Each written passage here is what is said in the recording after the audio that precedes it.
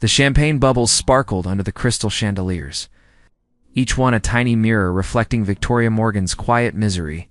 She stood at the edge of the ballroom, clutching her glass like a lifeline, wondering what cosmic joke had convinced her that attending Tyler Bennett's engagement party was a good idea. Her best friend Rachel had insisted it would bring closure. So far, the only thing Victoria felt closing was her throat. There she is, the girl who wasn't good enough. The voice came from behind her, dripping with false sweetness. Victoria turned to find Candace Moore, Tyler's fiancée, resplendent in a diamond-studded gown that probably cost more than Victoria's entire bakery. "I'm so glad you could make it. Tyler was worried you'd be too heartbroken to come." Victoria forced a smile, years of service industry training keeping her voice steady. "I wouldn't miss it. Congratulations on your engagement." Candace leaned closer, her perfume overwhelming. "Between us, I never understood what Tyler saw in you. A bakery owner. How quaint. But I suppose everyone has a starter girlfriend before they find the real thing." The words landed like physical blows, each one finding the exact spot where Victoria's insecurities lived. For 3 years she had dated Tyler, believing his promises that love mattered more than money. She had supported him through business school, celebrated his successes, and never once complained when he forgot her birthday or canceled dates for networking events. And then, 6 months ago, he had met Candace at a charity gala and decided Victoria's flower-dusted aprons couldn't compete with designer gowns. "Excuse me," Victoria managed, her voice barely above a whisper. She turned away, desperate for air, for escape, for anything other than this suffocating reminder of her inadequacy. She found herself on the balcony overlooking the city, Chicago's skyline glittering with indifferent beauty. Below, life continued, oblivious to her small heartbreak. She gripped the railing, fighting back tears she had promised herself she wouldn't shed. "Not here? Not for him? Rough night?" A voice interrupted her thoughts, deep and measured. With an undertone of understanding, Victoria turned to find a man standing in the shadows, partially hidden by the night. Tall, probably in his mid-30s, with dark hair silvering at the temples and eyes that seemed to see too much. He wore an expensive suit with the ease of someone who had stopped noticing the cost of things long ago. "Is it that obvious?" she asked, attempting a laugh that came out broken. Only to someone looking. He stepped into the light, and Victoria caught her breath. He was handsome in that weathered way that spoke of experience and loss. Lines around his eyes that suggested he smiled less than he should. "Julian Blackwood. And you're the woman everyone's whispering about, Victoria Morgan. And I'd rather they weren't. Ex-girlfriend of the groom." It wasn't really a question. That must be uncomfortable. Uncomfortable would be an improvement. Victoria looked back at the ballroom, where she could see Tyler and Candace holding court, the perfect couple everyone envied. Humiliating is more accurate. Julian followed her gaze. "Bennett's an idiot." The bluntness surprised a genuine laugh out of her. "You don't even know me. I know you're standing out here alone instead of making a scene in there. That takes either tremendous dignity or tremendous fear. Maybe both." He moved to stand beside her at the railing. "I also know Bennett spent the last 10 minutes telling everyone who would listen about his upgrade, as if women were cars to be traded in." Victoria's face flushed with shame and anger. He said that. Among other things, none of them worth repeating. Julian's voice held quiet rage. "Men like him need to diminish others to feel adequate. It's pathetic, really." Something in his tone suggested personal experience. Victoria studied him more carefully, noting the tension in his shoulders. The way he held himself apart even while standing close. "You sound like you know the type." "I married the female version. She took half my company and all my trust when she left," said it matter-of-factly, like reading stock prices. But Victoria heard the wound beneath the words. They stood in comfortable silence. Two strangers united by the specific pain of betrayal. Below them, the city pulsed with life and possibility. Inside, the party continued its shallow celebration. And on this balcony, something shifted in the air between them. "I have a terrible idea," Victoria said suddenly, surprising herself. Julian raised an eyebrow. "I'm listening." "Tyler thinks I'm devastated. Candace thinks I'm pathetic. Everyone in there thinks I came to pine after what I lost." She turned to face Julian fully, her heart hammering with reckless courage. "What if I showed them they're wrong? And how would you do that?" Victoria didn't let herself think. Thinking would mean stopping, and stopping would mean surrendering to the fear that had governed her life for too long. Instead, she stepped closer, close enough to feel the warmth of him, to see the surprise flicker in his gray eyes. "Forgive me," she whispered, and then she kissed him. The world stopped. Or started. She wasn't sure which. His lips were warm, surprised, and then responding. Not pulling away, not pushing her off, just meeting her in this moment of absolute insanity. She tasted possibility, tasted courage, tasted herself for the first time in months. When she pulled back, breathless, they stared at each other. She saw surprise in his face and something else. Something that looked almost like awakening. "I apologize," she started, suddenly mortified. "That was completely inappropriate. I just thought that was either the bravest or most foolish thing I've seen in years." His lips quirked into the smallest smile. "I haven't decided which." Behind them, the balcony door opened. Tyler's voice cut through the night. "Victoria? What the hell are you doing?" She turned to find her ex-boyfriend staring, his face red with anger or embarrassment or both. Candace stood beside him, her expression caught between shock and fury. And behind them, a small crowd of party guests had gathered, drawn by the drama. "I'm leaving," Victoria said, finding her voice steady, stronger. "Thank you for the invitation. Tyler, I wish you both every happiness." She moved toward the door, but Julian's hand caught her arm gently. "Wait." He turned to address the crowd, his voice carrying authority that made everyone still. "I don't believe we've been properly introduced.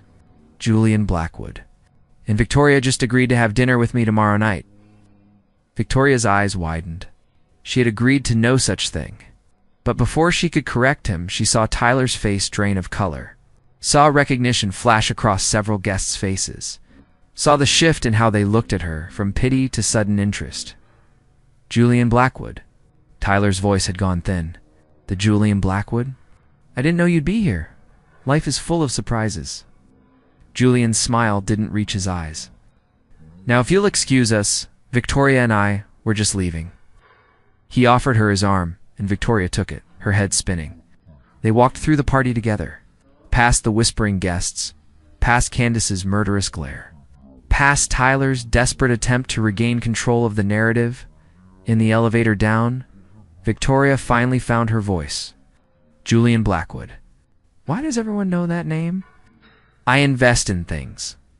Companies, real estate, the occasional dream." He studied her with those two seeing eyes. "You really didn't know who I was?" "Should I have? Most people do." He seemed pleased by her ignorance. "Tell me about your bakery, my what?" "Bennett mentioned it. Said you wasted your potential making cakes when you could have been something more?" Julian's jaw tightened. "I'd like to hear your version," so she told him. About sweet beginnings, the bakery she had built from nothing, about her grandmother's recipes and her own innovations, about the community she served and the joy she found in creating something beautiful and nourishing. And as she talked, she forgot to be nervous. Forgot the party upstairs. Forgot everything except the pleasure of being heard by someone who actually listened. The elevator opened onto the street, where rain had begun to fall, turning the city into a watercolor. Julian hailed a cab, then turned to her. "Tomorrow night, dinner. I meant that, if you're interested." Victoria should have said no. Should have recognized this for what it was, a strange, impulsive connection born from mutual pain. But standing in the rain, still tasting that kiss, still feeling the echo of being truly seen, she heard herself say, "Yes." He smiled, really smiled, and it transformed his face. "Good. I'll pick you up at 7. In Victoria." He leaned closer. "Thank you for that kiss. It reminded me I'm still alive." The cab pulled away, leaving her standing in the rain, heart racing, mind spinning, and for the first time in months, feeling something dangerously like hope. Victoria spent the entire Next day, convinced Julian Blackwood would forget about dinner. Men like him didn't actually date women like her. The kiss had been a moment of madness, nothing more. By noon, she had convinced herself. By 3, she was certain. By 6, she was standing in front of her closet in complete panic. Rachel appeared in the doorway of her bedroom, arms crossed, wearing her "I told so" expression. "You're actually going?"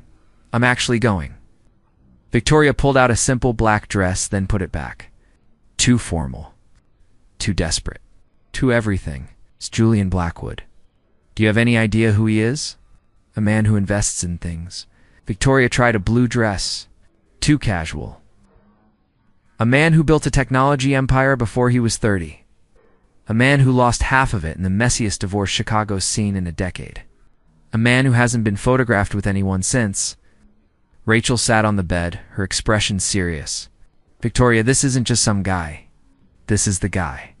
And you kissed him in front of half of Chicago's elite?" Victoria sank onto the bed beside her friend. "I made a mistake, didn't I? This is going to be a disaster." "Or," Rachel said gently, "this is going to be exactly what you need." A reminder that Tyler Bennett was practice, not the finale. At 7 exactly, Julian knocked on her door. Victoria had settled on a green dress, the color of new beginnings, and when she opened the door, the way his eyes widened told her she'd chosen correctly. "You look beautiful," he said simply. Offering his arm, he took her to a small Italian restaurant tucked away from the main streets. The kind of place where the owner greeted guests by name and the menu was whatever the chef felt like making that day. No pretense, no performance, just genuine food and genuine conversation. "Tell me about your grandmother," Julian said over wine and pasta that melted on the tongue. "The one whose recipes you use." So Victoria told him about Nana Rose, who had emigrated from Ireland with nothing but determination and a gift for baking. About how she had taught Victoria that food was love made visible, that every cake told a story, that creating something with your own hands was the truest kind of magic. "She died 3 years ago," Victoria said softly. "Left me her recipes and enough money for a down payment on the bakery space. Tyler thought I should invest it in his business instead. Said baking was a hobby, not a career." "And yet you chose the bakery?" Julian's voice held approval. "One chose myself. For the first time in my life, I chose what I wanted instead of what someone else thought I should want." She met his eyes. It terrified me. The right choices usually do. He reached across the table, his fingers brushing hers. "Tell me about your business. The real numbers, not the romantic version." Victoria hesitated. This was where it always went wrong, where passion met practicality and lost. But something in Julian's expression encouraged honesty. So she told him. About the struggling first year, the loans she had taken, the razor-thin profit margins. About her dream of expanding, but her fear of overextending. About the prestigious Midwest baking competition coming up that could change everything if she won, but required an entry fee she wasn't sure she could afford. "Why not take out another loan?" Julian asked. "I'm already carrying too much debt. One bad month, and I lose everything." She pushed her pasta around her plate. "Tyler used to say I was financially irresponsible, that I let my heart overrule my head. Tyler is an idiot who wouldn't recognize real value if it knocked him unconscious." Julian's voice was sharp. "You're not irresponsible. You're building something sustainable. That takes time and courage. You sound like you understand." "I do." He was quiet for a moment. "My ex-wife, Diane, she saw my company as a means to an end. When I refused to take it public before I thought we were ready, she went behind my back. Sold information to competitors, manipulated stock prices, created chaos that forced my hand." His jaw tightened. "I had to choose between my vision and my marriage. I chose the company, and she took half of it anyway in the divorce." "I'm sorry," Victoria said softly. "Don't be. She did me a favor. Showed me that some people love what you have, not who you are. But it made me cautious. Made me forget how to trust." They talked for hours, the restaurant emptying around them until they were the last patrons. The owner finally, gently suggested they might be more comfortable continuing their conversation elsewhere. They walked through the city, rain-washed and glittering, talking about everything and nothing. "Why did you really kiss me?" Julian asked as they stood outside her bakery, Victoria having insisted on showing him her world. "Honestly, because I was tired of being the woman who wasn't enough, tired of letting Tyler define my worth, tired of being careful and small and safe." She unlocked the door, flipping on lights that revealed her kingdom. "I wanted to do something brave, even if it was stupid." It wasn't stupid. He followed her inside, his eyes taking in every detail. The vintage display cases, the industrial ovens, the workspace that smelled of sugar and possibility. It was honest. And honesty is the rarest thing in my world. Victoria moved through her bakery, trailing her fingers along familiar surfaces. "This is where I'm most myself, where everything makes sense." Julian was studying a photo on the wall, Victoria and her grandmother on opening day, both wearing matching aprons and enormous smiles. "She'd be proud of you." "I hope so. Some days I'm not sure I'm doing it right. Some days I think Tyler was correct, that I should have chosen security over passion. Those days are lies." He turned to face her. "Victoria, I've built 3 companies from nothing. I know what it looks like when someone has real vision versus when they're playing an entrepreneurship. You're the real thing. You barely know me. I know enough. I know you chose courage over comfort. I know you honor your grandmother's legacy while making it your own. I know you kissed a stranger rather than accept humiliation." He moved closer. "And I know I haven't been able to stop thinking about you since last night." Victoria's breath caught. "Julian, I'm not proposing anything. I'm just being honest. You said you wanted to be brave, so I'm being brave too. Telling you that meeting you reminded me what it feels like to actually want something instead of just acquiring it." Before she could respond, her phone rang. Tyler's name flashed across the screen, and her stomach clenched with old anxiety. She almost didn't answer, but something made her pick up. "Victoria," Tyler's voice was tight. "We need to talk about last night. About you and Blackwood. There's nothing to discuss, Tyler. You're engaged. My personal life is no longer your concern. He's using you. Don't you see that? Men like Julian Blackwood don't date women like you unless they want something. He probably sees you as some kind of project, a charity case, to make himself feel noble." The words landed exactly where Tyler intended, on every insecurity she carried. She looked at Julian, who was watching her with concern, and doubt crept in. What did a billionaire investor really want with a struggling bakery owner? "I have to go," she said into the phone, hanging up before Tyler could say more. "What did he say?" Julian asked quietly. "Nothing. Everything. I don't know." Victoria wrapped her arms around herself. He said, "You're using me. That this is some kind of game? And you believe him?"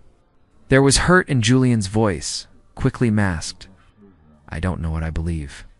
I just know that 12 hours ago, I was invisible. And now I'm having dinner with one of the wealthiest men in Chicago. And it doesn't make sense. It doesn't have to make sense. It just has to be true." Julian moved closer but didn't touch her. "I'm not, Tyler. I'm not here to fix you or save you or turn you into something you're not. I'm here because when you kissed me, I felt something I thought was dead. Hope, possibility, connection. What if he's right? What if you get bored with me? What if I'm just stop?" Julian's voice was gentle but firm.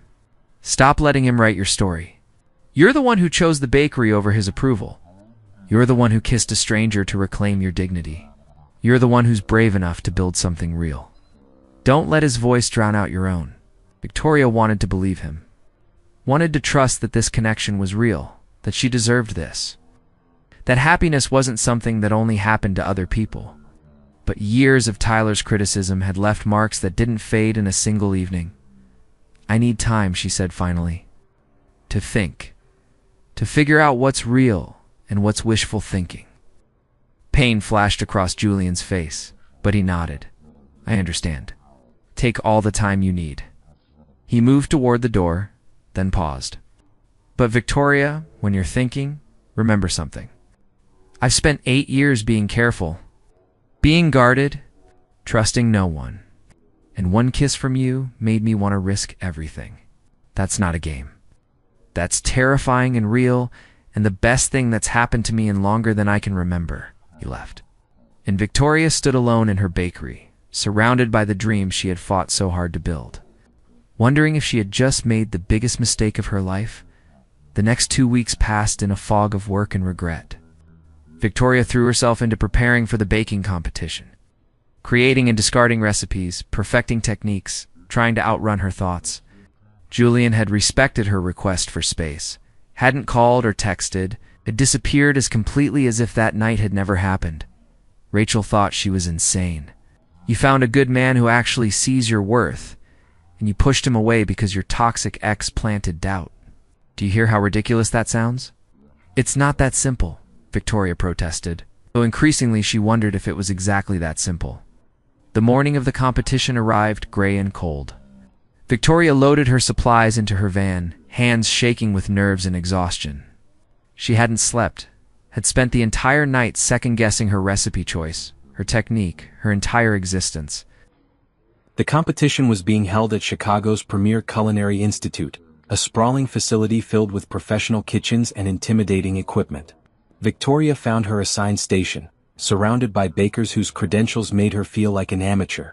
To her left, a pastry chef from a Michelin-starred restaurant. To her right, a woman who had trained in Paris and competed internationally. "Welcome to the Midwest Baking Competition," the head judge announced. "You have 4 hours to create a signature dessert that represents your unique vision. Judges will evaluate taste, technique, presentation, and originality. Begin." Victoria's hands moved on autopilot, muscle memory taking over where confidence failed. She was making her grandmother's Irish apple cake, but elevated, transformed. Brown butter and bourbon in the batter, a salted caramel drizzle, candied apple roses for garnish. It was tradition meeting innovation, heritage meeting creativity, everything she believed about baking made visible. 2 hours in, disaster struck. Her caramel seized, turning grainy and unusable. Panic flooded through her. She didn't have time to make more. Didn't have extra ingredients. This was it. This was where she failed. "Breathe." A familiar voice. She looked up to find Julian standing just outside the competition area, not close enough to interfere but close enough to be seen. "You know how to fix this. Trust yourself." Their eyes met across the space and something settled in Victoria's chest. He had come. Despite her pushing him away, despite her doubt, he had shown up. Not to rescue her, not to take over, just to believe in her. She salvaged the caramel with cream and corn syrup, adjusting on the fly, improvising with the confidence of someone who knew their craft. The cake came together, not exactly as planned, but perhaps better. More honest. More real. When time was called, Victoria plated her creation with hands that no longer shook. It wasn't perfect, but it was hers. Completely, authentically hers. The judges moved through the stations, tasting, evaluating, making notes. When they reached Victoria's cake, she held her breath. The head judge took a bite, then another, his expression unreadable. He conferred with his colleagues, then moved on without comment. Victoria sagged against her station, emotionally exhausted. Win or lose, she had done her best. And that would have to be enough.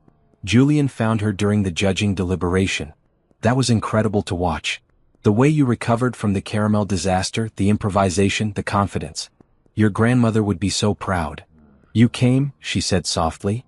"Of course I came. You asked for space, not absence." He smiled that small smile.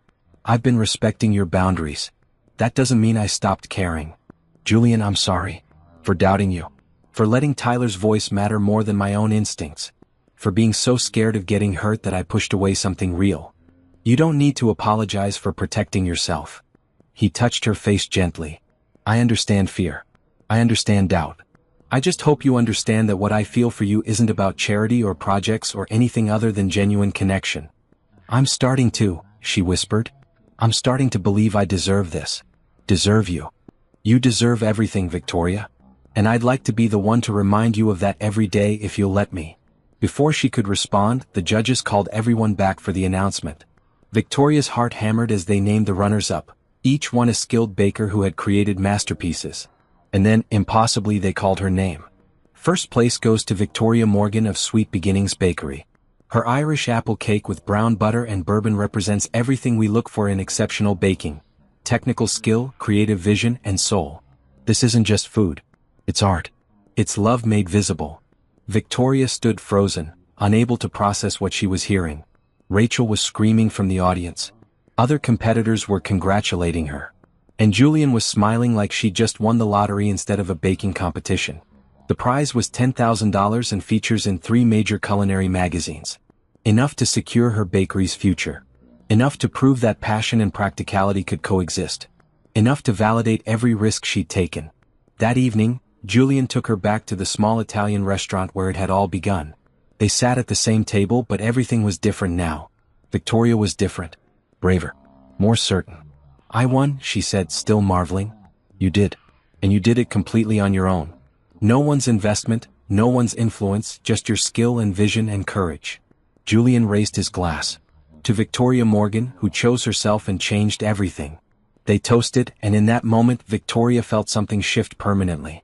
She had spent so long believing she needed someone else's approval to matter. But she had built a business from nothing. Had competed against the best and won. Had chosen courage over comfort repeatedly until bravery became habit. "I don't need you," she said, and saw Julian's face fall until she continued. "I don't need you to save me or fix me or complete me. But I want you. I want to build something together. Want to see where this goes. Want to take the risk of letting someone see me and choosing to believe they'll stay." Julian's smile could have lit the entire city. "I want that too. More than I can articulate." "Then let's do it. Let's be brave together. Make mistakes together. Build something real together." He kissed her then, and it was different from that first impulsive kiss. This was promise instead of defiance. Hope instead of desperation.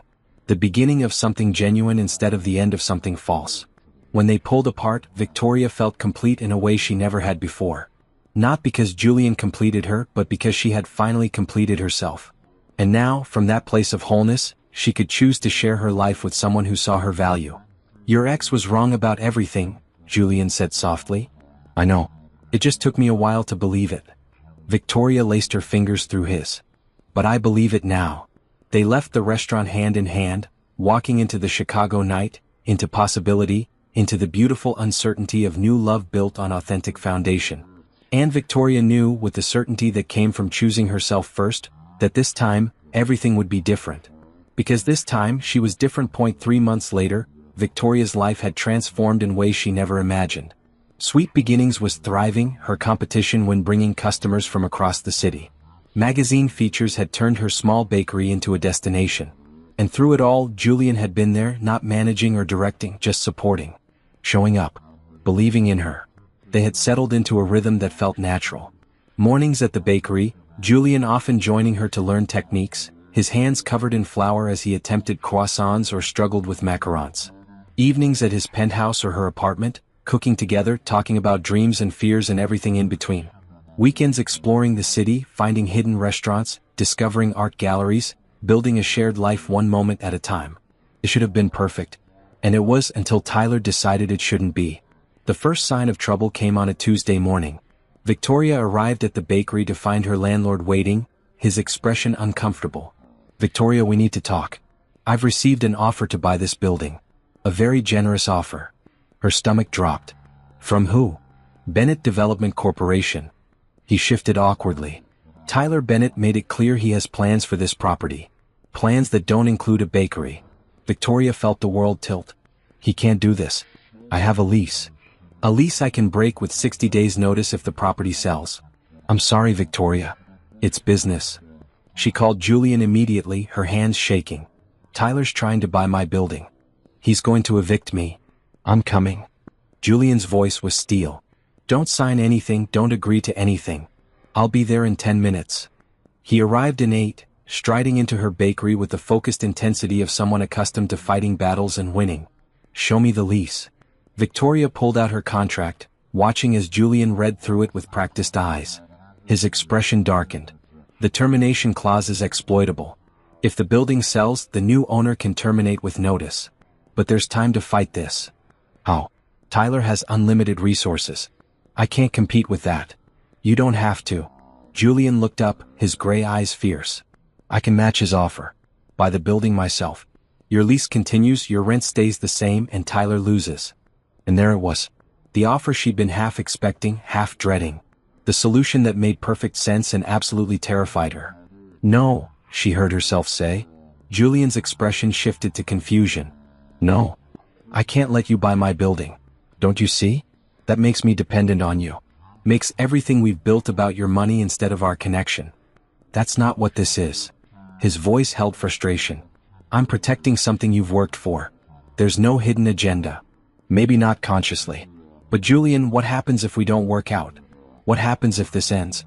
Then I'm the woman who lost her boyfriend and her bakery at the same time.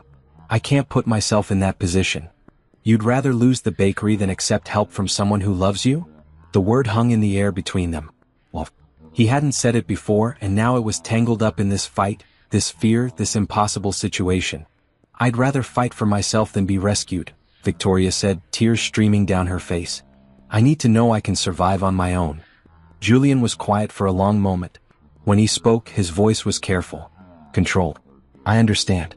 I'll respect your decision. But Victoria, refusing help isn't strength. It's fear wearing strength's costume." He left, and Victoria collapsed into a chair, surrounded by the ovens and mixers and dreams she had poured her soul into. Rachel found her there an hour later, still crying. "He offered to help and you said no," Rachel said flatly after hearing the story. "Are you trying to self-sabotage?" "I'm trying to maintain my independence." "No, you're trying to prove you don't need anyone. There's a difference." Rachel sat beside her. "Victoria, that man loves you. He's not trying to control you. He's trying to prevent Tyler from destroying what you've built. Why can't you see that? Because every time I've needed someone, they've used it against me. Tyler made me feel weak for wanting support. Made me believe that needing help meant I was failing. Julian isn't Tyler." Rachel's voice was gentle but firm. "And you're not the same woman who dated Tyler. You've already proven you can succeed alone. Maybe now it's time to learn you can succeed with a partner too." Victoria spent the next week trying to find alternatives.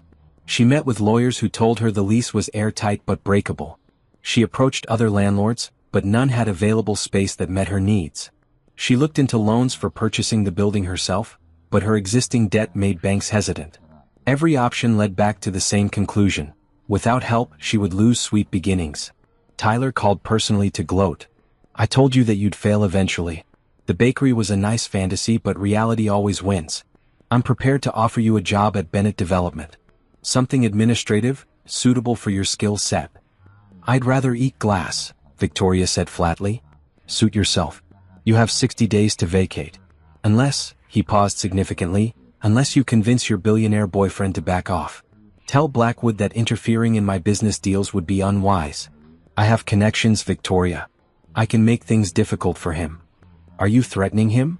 "I'm explaining reality. You're not worth the trouble you'll bring to his life. End things with him, accept your failure gracefully, and we can all move forward."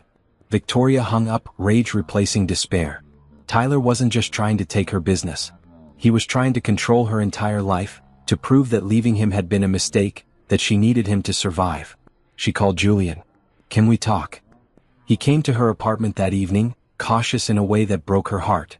They had spent months building trust, and in one conversation she had damaged it by choosing fear over faith. "I'm sorry," she said before he could sit down. "I'm sorry for pushing you away. For treating your care like manipulation. For being so scared of needing someone that I couldn't recognize the difference between dependence and partnership." Julian was quiet, listening with that focused attention she had come to love. "What changed?" Tyler called. "He's not just trying to take my bakery. He's trying to take my life, my choices, my freedom. And he threatened you. Said I should end things with you to prevent trouble." Victoria moved closer. "And I realized that refusing your help isn't independence. It's letting Tyler control me just as much as accepting his job offer would. Maybe more." "I'm not trying to rescue you," Julian said softly. "I'm trying to partner with you. There's a difference." "I know. I'm starting to understand that accepting support doesn't make me weak. It makes me human. And I'm tired of trying to be invulnerable when vulnerability is actually the brave choice." Julian pulled her into his arms, and Victoria felt something in her chest release. She had been carrying this weight alone for so long, believing that independence meant isolation. But standing here, held by someone who saw her strength and her fear and loved both, she understood what she'd been missing. "Let me help," Julian said. "Not because you can't do it alone, but because you don't have to." "Okay," Victoria whispered. Okay. They developed a plan together. Julian would purchase the building through a trust, with Victoria having first right of refusal to buy it from him at cost whenever she was ready. Her rent would remain the same. The lease would be ironclad. And most importantly, it would be a business arrangement, documented legally, protecting both of them. This way, Julian explained, you keep your independence. You know exactly where you stand. And when you're ready, the building can be yours completely. It was elegant in its simplicity. Protection without possession. Support without strings. Partnership in its truest form. When Tyler learned that Julian had purchased the building, he was furious. He called Victoria repeatedly, each message more threatening than the last. Finally, she blocked his number and filed a restraining order. Enough was enough. But Tyler had one more card to play. A week before Victoria's lease would have terminated, health inspectors appeared at Sweet Beginnings. They found violations Victoria knew didn't exist, cited issues that had been corrected months ago, threatened to shut her down immediately. "This is Tyler," Victoria said to Julian that evening, exhausted from a day of fighting bureaucracy. "He's using his connections to sabotage me. Then we use ours." Julian made a series of calls, and by morning, a different inspector appeared. This one conducted a fair evaluation, found Sweet Beginnings in full compliance, and apologized for the previous inspector's errors. "Errors?" Victoria repeated to Rachel. "As if it wasn't completely intentional." "The important thing is you're protected now," Rachel pointed out. "Tyler's running out of moves." But Tyler had one final play. He showed up at Sweet Beginnings on a Saturday morning when Victoria was alone, preparing for the day's baking. "You've become quite the fighter," he said, his voice cold. "I remember when you used to be sweet. Agreeable. Before Blackwood filled your head with ideas above your station. Get out, Tyler. I have a restraining order." "Restraining orders are just paper. I came to make you an offer. A real one this time." He leaned against the counter with false casualness. "Walk away from Blackwood. Publicly. Tell everyone he was using you, that you realized you made a mistake. Do that and I'll leave your bakery alone. You can keep your little shop, keep your little dream.